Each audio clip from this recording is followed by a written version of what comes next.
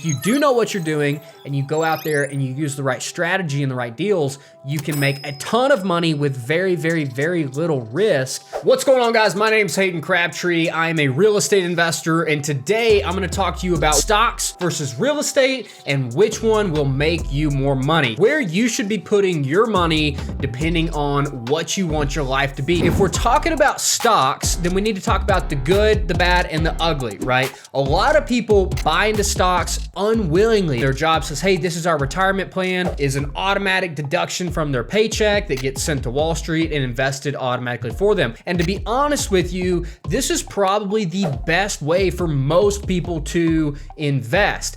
Just like Dave Ramsey's advice that debt is bad is good advice for most people, but you and I, we are not most people. See, I love debt because I know how to use debt, right? And if you are like me, then you're willing to do a little extra work to understand how to really take advantage of a system that exists to make money. So if you are like me, but you want to invest in stocks, then let's talk about some of the pros. Some of the pros is that stocks are very easy to scale. What I mean by that is if I want to buy stocks, how long does it take me? It takes me a couple of minutes to go and buy the stock, and then I never have to think about that stock again if I don't want to, right? I own that asset. It's going to go up, it's going to go down, but it's really scalable. Every time I have more money, in a couple of minutes, I can go and I can buy another stock. The second benefit of stocks is limited risk, because as a stockholder, you're in an equity position.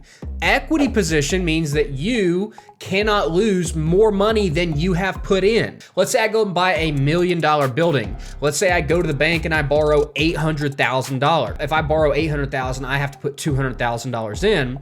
Well, what if I turn around and I sell the building for $500,000? Not only did I lose the $200,000 that I had to put in, but I also had to put in another $300,000 to cover my losses. Now, as somebody who's buying stocks, the only money you can lose is the money you put in. You're not going to be liable for any of the debts of the company or anything of that nature. So when I say there's limited risk, it doesn't mean there's no risk. You can definitely lose money. A lot of people do lose money, but there's only so much money you can lose, as opposed to in the real estate world, you can lose more money than even the money you've put in as your investment. One of the big key points of stocks is that stocks are extremely liquid. Liquidity is extremely important to some people. If you don't have a lot of money and you're looking to invest and you think, hey, I may need this money in 6 months, then stocks are a good place to put your money, because you can buy it in minutes and you can also sell it in minutes and get your money converted into cash very, very quickly. Now, that doesn't mean you're going to like the price at which it may sell at, because one of the cons of stocks is you always know what it's worth, and that may be a good thing and that may be a bad thing if you've lost money. Let's say you bought 100 shares of a stock, let's call it ABC company, at $100. That means that you own 100 shares and you bought in at $10,000.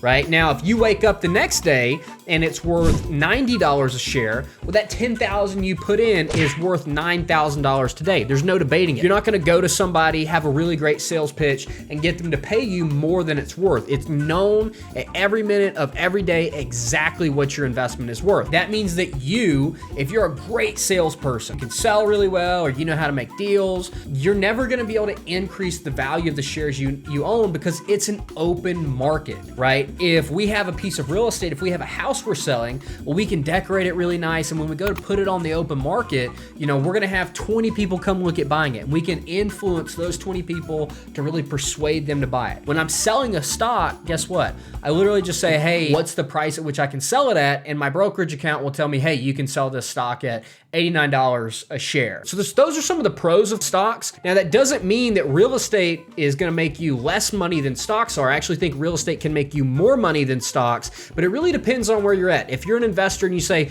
I have, $200 million, how do I place this money and invest it quickly?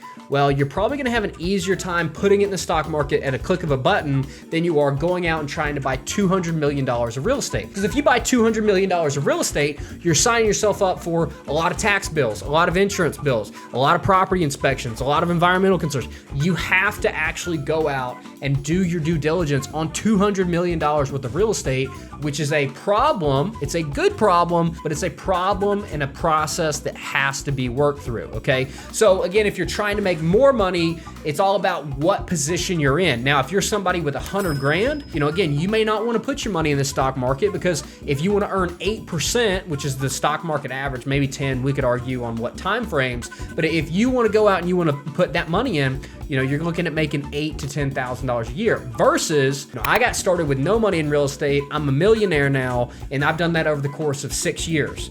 And I became a millionaire within 4, okay, of actually my first day in real estate investing. So going from 0 to $1 million, it obviously happened a lot quicker. I made a lot more money. But if I were to inherit $200 million, real estate might not have been my best path. I for sure would have tried to put money in there, but I couldn't have instantly deployed that much money. So it's important to understand and kind of know where you're at in the ecosystem. Let's talk about some of the cons of stocks. It's the same thing. It's also a pro, and it's the flip side of the coin is I don't have any sort of ongoing obligations, but I also don't have any sort of ongoing control. If I buy a share of Apple and Apple comes out with their new headset Pro at $3,500, and in their rollout, they say, well, we decided not to have the feature where it can charge without plugging a cord into it, right? It just doesn't make sense for us. And me, as the astute investor I am, look at the product and go, no, if I were in charge, I would make sure that it could charge cordless. Well, guess what? As a stock investor,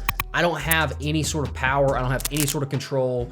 Nothing that I say is going to impact what the company actually does. So that's a big con of stock investors, is literally zero control. The only control that I have over my stock is pressing the sell button. And that's how I can vote with what I want to do. But again, if I want to sell, but I don't like where the price is at, I may choose to hold on, or either I'm going to take some losses, which again, losses are the opposite of what we want to do inside of investing. All right, the next con of stocks is it's manipulated. What do I mean by that? A stock and the stock market is manipulated in many ways. A stock is an instrument that says I own this amount of company, and it should be tied directly to the value of the company, but it's not always tied directly to the value of the company. For example, when Elon Musk was buying Twitter, okay, the price of the transaction was known, but at a time, the value of the company, which Elon Musk actually ended up buying it for, purchasing it for, acquiring it for, whatever, the price at which you could have bought it was less. It was like 10 or 15% less. And there was a difference between what the stock price was and how much the company was actually worth and being purchased for. And the difference was due to some level of manipulation or risk. Now, that's a high level example. You could come in and say, well, people want to be rewarded if the transaction went through, and if it didn't, then the value would decrease. But the point is that the value of the company is not always what the stock trades for, okay? And a lot of times Wall Street, they'll do things like where there's a bunch of shorts on a stock, and they'll jack up the price and they'll buy more shares, so the shorts are worth,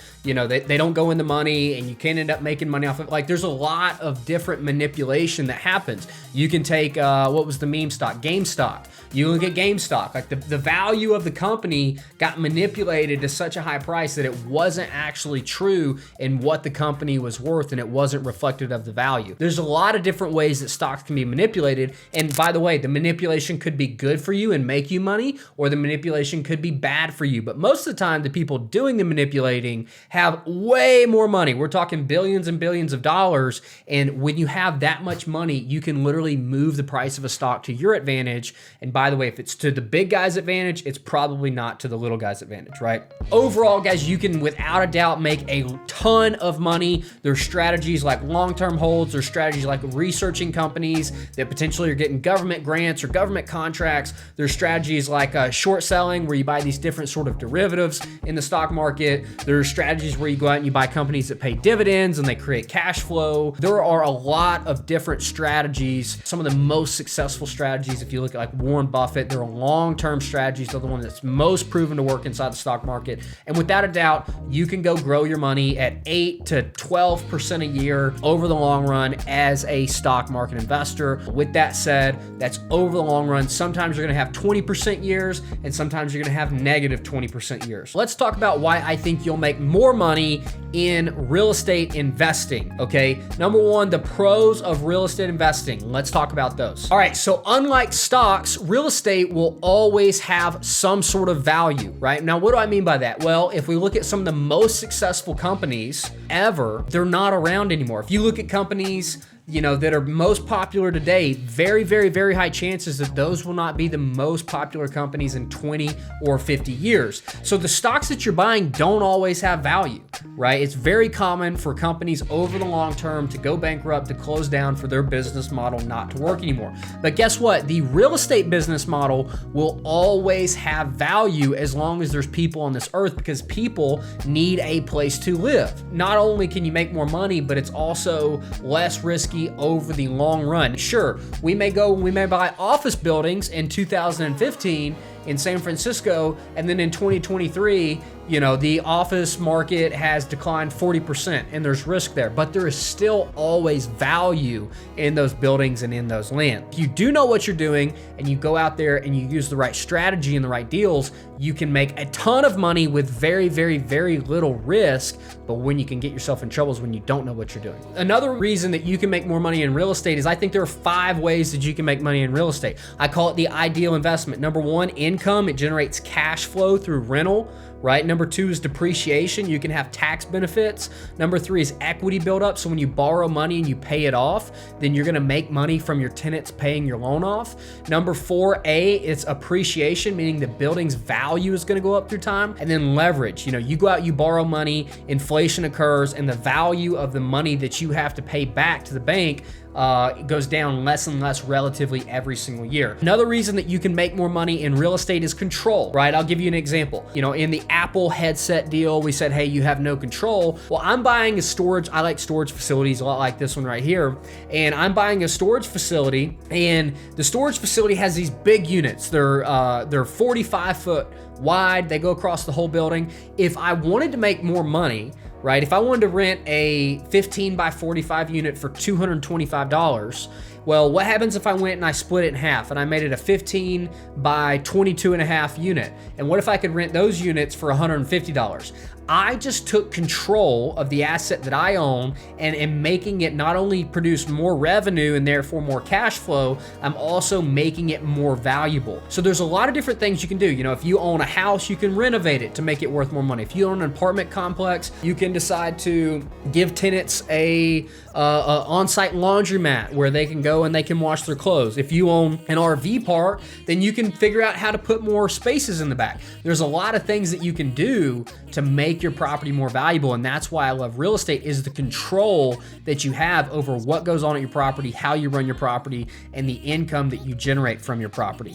We just talked about how if you invest $50,000 into stocks, what happens if you invest $50,000 into real estate? Well, 50,000 in stocks, if you go earn 20%, awesome, you are gonna make $10,000. Well, let's say that we have a real estate deal, and let's say that the real estate deal is worth $300,000. Well, let's say that I find out that the other person needs to sell within 45 days because they need the money for whatever it is. Well, what if I say, hey, I'll buy this deal from you for $250 and I'll do it in the 45 days, but the deal's still worth $300,000.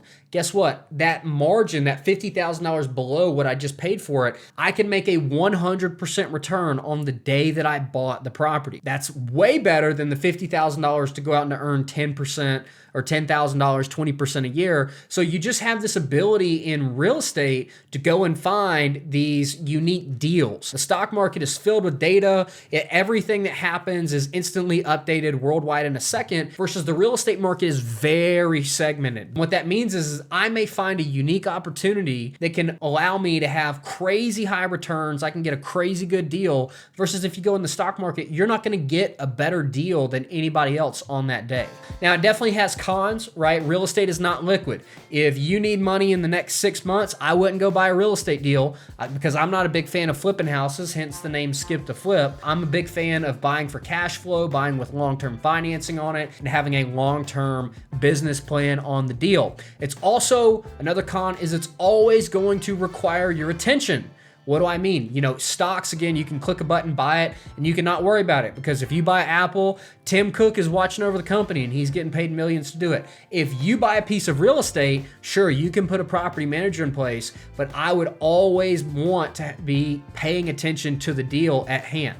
And of course, the final con is that real estate takes a lot of effort to buy. Again, if you're gonna go out and you're gonna try to buy real estate, you need to get insurance on it, do your due diligence on it, understand how the expenses work, get a loan on it. There's more effort and energy that is required into going in and buying a piece of real estate. But I think that the extra energy, the extra effort that goes into it is especially worth it when you find an off-market deal that nobody else knows about, that can earn you 100% returns or double your money in a year. Like, there is definitely extra value in the effort that you can put in the real estate market that you cannot find in the stock market. So with that being said, guys, I hope you've learned the difference in between which is gonna make you more money. If you have less money, if you're willing to put in a little bit more elbow grease in finding these deals, I definitely think the real estate can make you more money. If you have a lot of money and you need to deploy it quickly, I think you're gonna be better off making more money in the stock market, but make sure you buy something that has great long-term value that you think is at a fair price. So I hope you guys enjoyed the video. If you have any questions, drop them below. If you want to grab the book, I give it to you absolutely free. The link is in the description, and I'll teach you everything I know about how to be a successful real estate investor and to make money through real estate investing. Be great. See you in the next video.